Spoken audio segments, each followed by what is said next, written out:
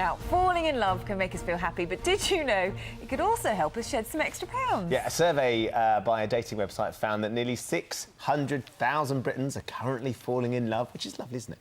And nearly a third report that they also lost weight. Apparently, it's the butterflies we get when we meet that special person that can suppress the appetite. Well, we're now joined by the former Big Brother winner, Josie Gibson, who blames her weight loss and gain over the years on the different stages of emotions during a relationship. And also the psychologist, Hemmings, joins us as well to talk through this. So, Josie, this is something that you recognise then. You think that this is true, that when you fall in love, because of everything that's going on, you're not into eating as much? Oh, definitely. I can totally relate to this, and the whole way along, actually.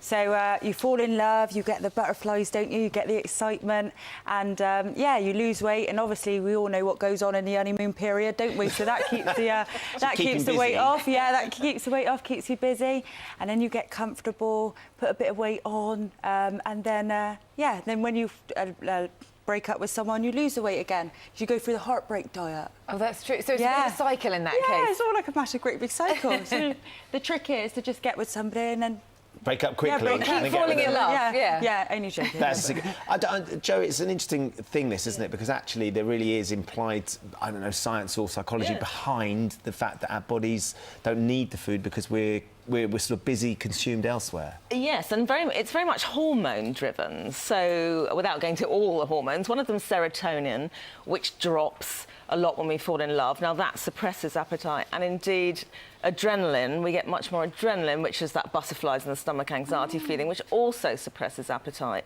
So, in fact, what we don't want to do is eat. You know, we're excited. It's like a good anxiety. We get it at different times in our lives, but particularly when we fall in love. But why do we always go on dates and go out for dinner then if we don't want to eat? Amazing, isn't it? I mean, you know, actually, I am a dating coach, and a lot of people say to me, I'd rather go out and have this fabulous dinner with my girlfriend rather than this first date with a guy, because I'm sort of forcing myself to eat, because you literally don't have that appetite. And so, yeah, it's an interesting question. At that initial time. But, Josie, the thing is then, when you settle down, you're comfortable together, maybe, you know, as a girl, you end up eating the same size portions as your guy, don't you? Yeah, and that's one thing I've really got. I always think I can eat the same as my bloke, but I always say, watch out for the love feeders, the ones that feed you up.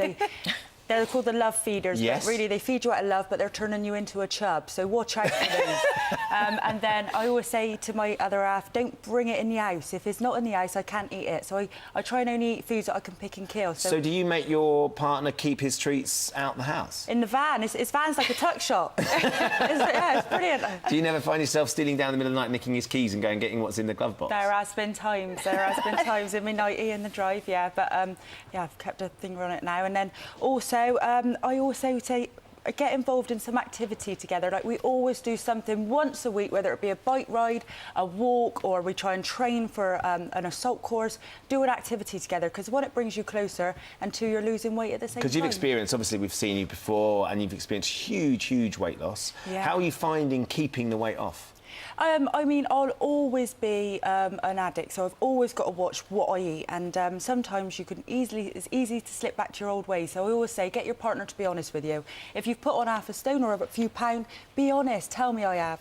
Really? Oh, really? Yeah, I was going to I always say that. Yeah. Brave of you. Very brave. What about that as a technique then, Joe? Well, I mean, if it works for Josie, and it clearly does. I mean, what happens is it's the physiological hormones at the beginning, and then, of course, it's willpower, it's the psychology after that to say not to put on weight. Because other studies will show, of course, that when you get complacent and happy in a relationship, that's when you put on the weight. And in fact, although you may have lost weight again during the heartbreak diet, some people comfort eat during that period so they don't lose weight. So it's a real combination. It's what works for you. And falling in love, you know, you can't really avoid the hormonal changes.